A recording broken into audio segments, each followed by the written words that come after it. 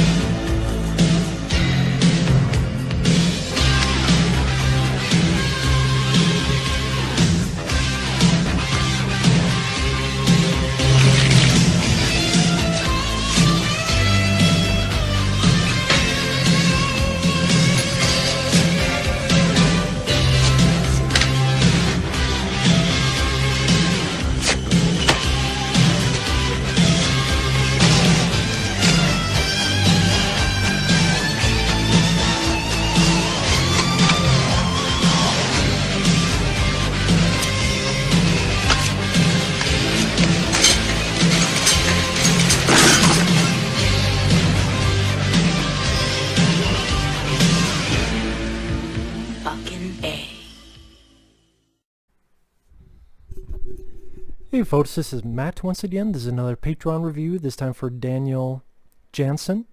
Thank you so much for that. If anyone's ever interested in joining my Patreon or sending a request via PayPal, the links are down below. It could be for any movie.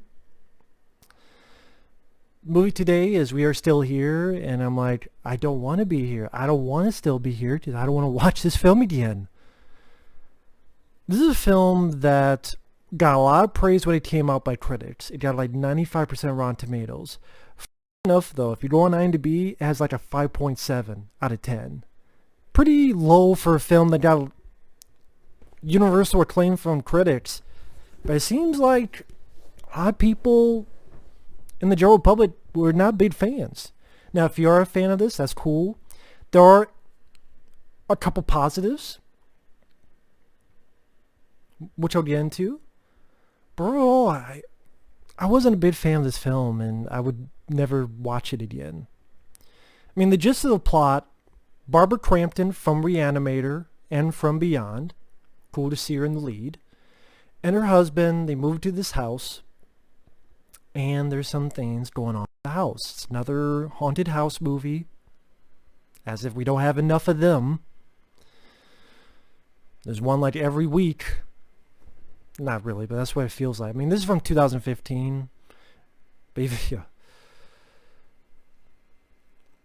Now, the movie takes place in 1979, so it's trying to have that 70s feel, like the movies back in the day.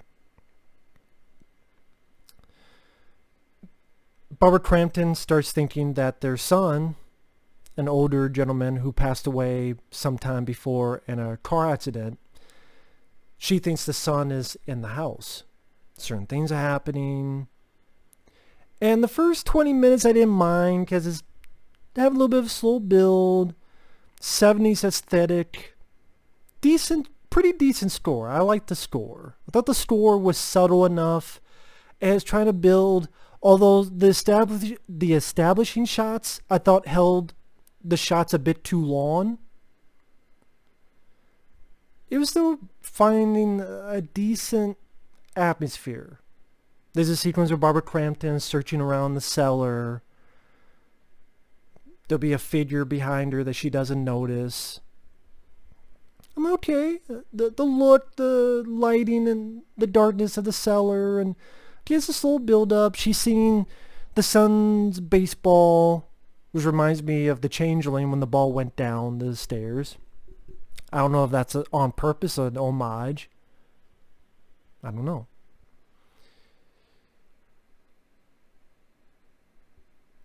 They get visited by neighbors.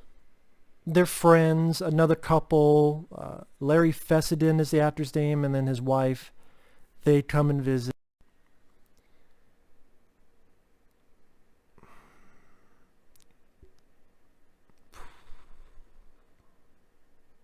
You have a somewhat gory finale. I'm just going to fuck it. Good points. Score. Subtle, good score. Decent atmosphere in parts, mainly the first 15-20 minutes. There's some decent gore bits at the end. Person gets shot in the head. Person's chest, stomach explodes. person gets pulled into the stairs. Barbara Crampton as a lead. She did not great. I thought she did fine. Maybe because I don't mind her as an actress. The one guy, Larry Fessenden, who's their friend, him and his wife visit. I liked him. I kind of wish he was the father character. Just getting to the bad points, most of the acting is subpar. Especially the father. Like, the father is very weak acting. Some of his dialogue, I don't know if stilted is the right word, but he doesn't feel natural. I'm going, is this really the best? Like, this Larry Fessenden guy who's their buddy, he's a much better actor. Why isn't he just the dad? Why does this guy have to be the dad? Like, this Larry Fessenden is much more personality, much more just a better actor. But this guy, so subpar acting. The movie is slow. Even for an hour and 24-minute movie, the movie felt fucking slow. And because of that, it felt fucking boring. Now, I'm not expecting a wall-to-wall Michael Bay movie. I love The Changeling with George C. Scott. But you know what? That did an even much better job with sustaining an atmosphere, having a comprehensible, interesting story, which this does not have, and a great performance. Not so decent, or great performance by George C. Scott. This, though, it doesn't, after the first 20 minutes, the atmosphere kind of falls out, and it's really not that atmospheric or even attempting to be creepy anymore. It just becomes a confusing plot. It's another ghost haunted house movie, so it's not doing anything that different or unique or out of the fucking bubble.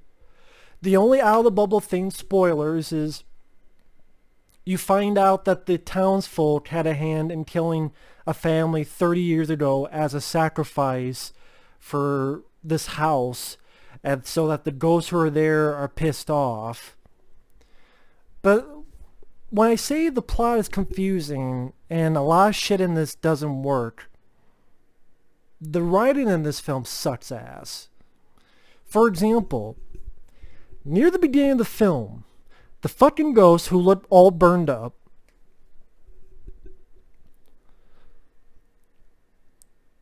they look like monsters I would see when my friend playing in the Evil Within 2, like the fire monsters, but when they're not glowing orange, like, they kind of look like them.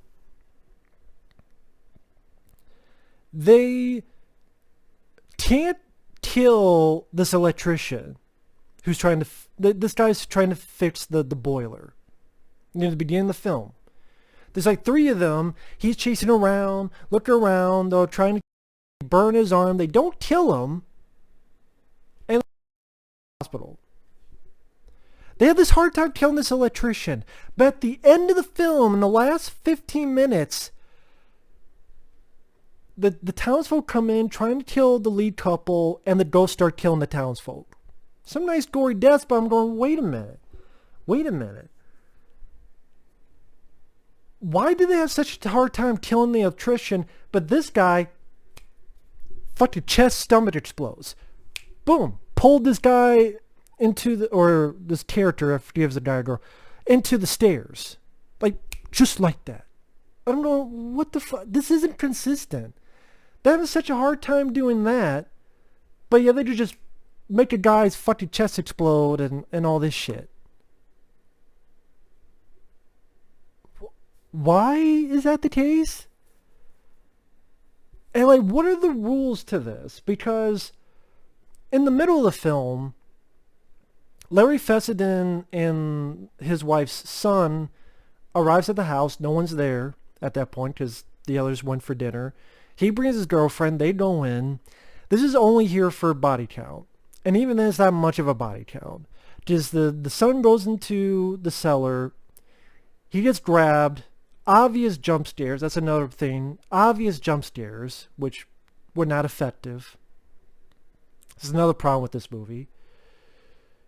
Kills the guy. I could barely tell what the fuck the ghost did to the guy. I guess put fingers in the guy's eyes. It went by so quick I couldn't fucking tell. The girl leaves and she gets really far away from the house. Like, she's in her car, out of the fucking house. She's on the fucking road. Pretty much the fucking highway. And then a ghost just happens to be behind her and stabs her. So I'm like, wait a minute. If they didn't get that far, why don't they kill the other townsfolk? If they did get that fucking far. Well, they have to be in the house.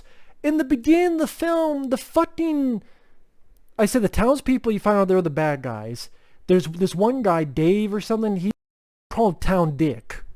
He's the main human bad guy. He's Town Dick. He visits the couple near the beginning of the film and then tells them this bullshit story, which you find out later is bullshit, about how, oh, well, they owned this mortuary, they were selling bodies, burying the coffins, and the town ran them out. Bullshit story. So, if that's the case, well, they have to be in the house. Or they've been in the house. So why isn't the ghost fucking killing them in their fucking car when they're driving away? So they killed the girlfriend of the one character's son. They kill her when she's far away and stabbed through her fucking back, through her chest. Why don't they kill the people who actually fucking murdered them? No, you gotta wait till the ending, because that's the ending. When they're driving away, why don't you kill them? Get in the back of their fucking car. Stab them through the fucking car seat. Why don't you do that? Ghosts? You're like, oh, I'm too tired. Too lazy? You lazy fucks? Of course, you're wondering, why do the ghosts want to kill? Well, apparently every 30 years, the house needs a new family. Okay. Doesn't kill this couple, because I guess apparently the son's ghost is there. Because I guess apparently the couple brought the ghost with them. I guess that's how it goes. Sure. And then I guess the ghost is keeping the evil ghost at bay. Because even the town dick goes, why haven't you killed them yet? And I'm like, that's a good question, Bert. That's a good question, Bert. Why haven't you killed them yet? I guess we're supposed to assume that the son was protecting his mom and dad, the grown-up ghost son. Only we never really see the grown-up ghost son. He might have been near the beginning in the basement. Because he had the baseball going. I'm guessing that was him. Guessing. The movie should have established a lot better of visualizing more of the son protecting the family, his parents, from the ghosts. I think they should have done a much better job establishing that. Show us a couple scenes of that nature. You don't have to go over the top, Michael Bay style, but give us a bit more establishment of that. A bit more scenes of the ghost son protecting from the evil ghost. Do a little bit more of that. Because they didn't really do much of that visually. You just have to sort of pick it out of dialogue if you listen closely. Or assume. Or, you supposedly hear the voice at the end. That's the son. But it's like, they could have done a better job establishing that. And that's what I mean, the inconsistent shit. We're three of us, evil ghosts, can't kill the electrician, the boiler. They can't kill him because he's black. That's why. He's too strong of a will. Because, if you're African American, you're big down there. Ghosts are impressed. So it's like, we won't kill you. We'll just burn your arm. Oh, it's bigger than your arm? Well, we'll just burn it. Just we won't want to touch you. Because if he comes back as a ghost, he'll be pissed. He'll kill us with his dick. So they didn't want to kill the boiler room because he's African American. So, hey, the African American, you know how the old cliche, well, of course, the black guy is the guy to die first. They don't do that. But it is inconsistent. Like, they have such a tough time, seriously, all stupid jokes aside. They can't kill him, but they can kill all these people just like that, quickly. Again, they make the guy's fucking head, chest, stomach explode. Instantly. So what the fuck? What the...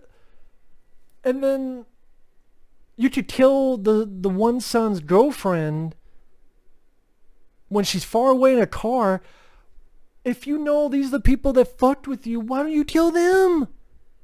You're just telling people willy-nilly. Why don't you tell them in their fucking car? What are you waiting for? The director said it's not yet. We still have, that much time left. Also, another thing that doesn't make sense in this fucking story. The bad pacing and the stupid story are the worst parts of this. The darkness, the evil of the house, which how many fucking times have we seen that in a fucking movie? It wants... something that did that better was the House on Haunted Hill remake from 1999, where the mental asylum wanted these people there because it wanted revenge. And that made more fucking sense than this movie. And I like that movie. My friend Michael CP, he reviewed it recently. That's a good fucking remake and a good fucking story. I'd rather watch that than this. In fact, I want to rewatch that now. After watching this. The House on Haunted Hill remake from 1999. But what I'm getting at, it wants a family every 30 years. First off, does a couple equal a family? Like, what equals a family? Is it two people, a couple? Does their son really count? Because their son died months ago somewhere else in a car crash. So if you want a family with this couple, does that really count? If it does, you already killed a family before the end of the movie. So you already did your deed. What do I mean by that? Because after the Larry Fesseden's son and girlfriend die, then Barbara Crampton, her boring, shitty acting husband, Larry Fessenden and his wife, they come back. The women go out for a set. The dudes stay there and perform like a seance, and Larry Fessenden gets possessed. And Larry Fessenden did a good job as the possessed guy. But what sucks is that these ghosts are assholes, so I understand they're pissed off. But you're killing innocent people, so I get this, the rage and the evil, whatever the fuck. But still, you're killing innocent people and make him slit his own throat. I'm like, well, shit. He was a better actor than this fucking guy that got to play the dad. But okay, they kill Larry Fessenden, make him slice his own throat. They killed the son in the cellar, Larry Fesseden's son. They killed the son's girlfriend for added bonus. And then the wife character dies from town ditch shooting her in the head. So technically that is a family that has died in the house because she gets shot in the head in the house. If the son goes, he could die from a car crash months ago, that counts. Well, this counts. You have a fucking family. You said you need a family every 30 years. You got a fucking family now. Larry Fessenden, his son, added bonus, the son's girlfriend, and now the wife is dead. Because the townsfolk are ready to kill the couple. So it's not like, well, the ghosts have to kill them. No, the townsfolk are ready to shoot them. Trying to find and shoot them at the end. Inside the house. Because they got guns and shit. So, if the house needs a family every 30 years, that family died. Oh, what? They're now allowed because they're fucking hippies? Is that another rule? How many fucking rules do we have? Is this the Chris Jericho list? What else is on the list? Please let me know, movie. We are still here in the list. We are still here in the rules. How many fucking rules do we have? Please tell me, movie. Why is it in the middle of the fucking film the town dick randomly kills a young new girl waitress? She's a waitress, like the owner of a bar, the restaurant is there. She sends the new girl out because the door is not knocking. She hears a gunshot. She goes, "Oh shit!" The town dick comes in with another person and goes, "If I knew it was you, I would not have sent the new girl." So why did he kill the new girl? Because she was going to say something. To who? Say what? Who is she going to tell, and what is she going to say? Oh, well, yeah, random guy wanted to meet my boss. You know what the boss just say? Oh, I'll take care of it. You go home for the night. See you tomorrow. Wow, that was so tough. Man, it's heavier to lift my fucking nutsack than say those words. Jesus H. Christ. And a cracker of shit. Come on, movie. And that's what pisses me off, is that the movie could have been something. It has a cool poster. Hell, the poster's more colorful than the fucking movie. I like Barbara Crampton being the lead of a movie. I like the score. I like some of the gore in the finale. You start off promisingly with some atmosphere in the cellar, and then you just drop the balls in the mouth. And then got overrated by critics. I don't know what the fuck critics are saying, it's so tension-filled. I felt more tension going to take a shit than watching this movie. Which is why you need to drink more water. I'm going to drink more of this mellow yellow. I didn't think I'd be this pissed, but I am pissed.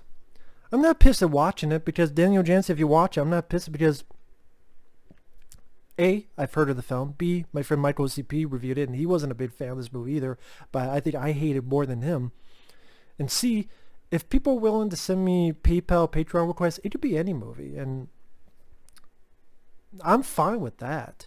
At least I saw it once, and I gave it a chance. There are some movies I'm not sure about, and I'm surprised by. That's the thing. Take chances you might be surprised by. Here, Sally, it didn't work out that way. So yeah, you kill the waitress, the young waitress. Who she don't fucking tell? Herself? Talk to her titties? Tell her hey, what? This girl that did nothing that we haven't really seen before, if she don't randomly just go to the couple and tell them, why? Tell what? Hey, some guy came.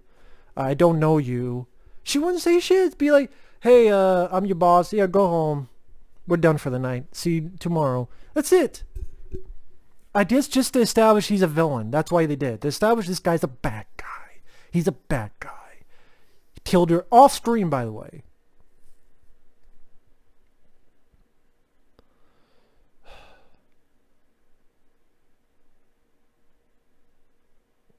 So, like, just solid inconsistent shit with the script. It's a piss poor script. I'm sorry. If somehow the matrices of this film see this, I'm sorry. I'm not trying to be mean. I thought you script sucked because of all the things I'm saying. To go over them once again, last time, so I don't repeat it another 5 times. The goal is to go all the fucking way and kill someone in a car, random girlfriend of this kid. But the people who murder you, they're in a car and you won't go fucking kill them in their fucking car when they're leaving the house that you're in. But this girl could do, you'll kill that random, but not these two who fucking killed you, especially Town Dick. I'm gonna kill a random waitress just to let people know I'm a bad guy. She didn't know anything, she wouldn't say anything. Boss could just go to fuck home. You need a family every 30 years, but you already killed a family because Larry Fessenden, his son, the son's girlfriend, and now the girl's been shot in the head. You have a family. There you go. So you won. But the movie's too stupid to realize it. We have a tough time to kill this electrician. Just always bet on black. But nope, we have a tough time, but we have an easy time killing these 10 people or whatever, make them fucking chest explode or just pulled under, bunch of blood. So the finale, I say it's gory, but it's not dead alive gore. Except that one bit. It's not, hell, the ending of Ready or Not was a gorier finale. Even that, the rules made a bit more sense than of what the house, or whatever the fuck thing wants, not the house, but whatever, than this. So, and then like, a lot of shit in this movie does not make any sense. If you like the film, that's cool. To each their own. And then the father character, he was boring as hell. Some of the other acting was very suspect or subpar or kind of wooden. So yeah, I don't know why this got a 95% Rotten Tomatoes. Beats the fuck and shit out of me.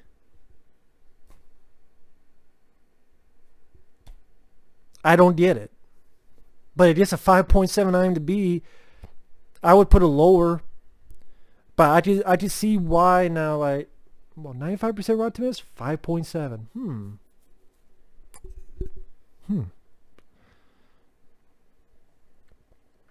So yeah, I don't get the big critical notices. My friend Mike had the cover, and it said like all these great quotes. This is one of the best horror films of that year. It's intense. I'm like, what the fuck movie did you see? Is there an alternate cut? So yeah, that's just me. But thanks for watching. Take care. Fuck this movie, to be honest. Go watch The Changeling. Go watch Session 9. Go watch plenty of other... Hell, if I want to watch one from the 70s, I'll watch the original Amityville Horror, which I liked. I'll watch The Legend of Hell House with Roddy McDowall, which I liked. Which make more sense than this movie. And have better acting than this movie. You can think you're the 70s. I'll just watch an actual 70s haunted house movie then. Which are done better, directed better, written better, and acted better. There you go. So thanks for watching. Take care. And we'll see you guys later. Bye-bye. Fucking shit.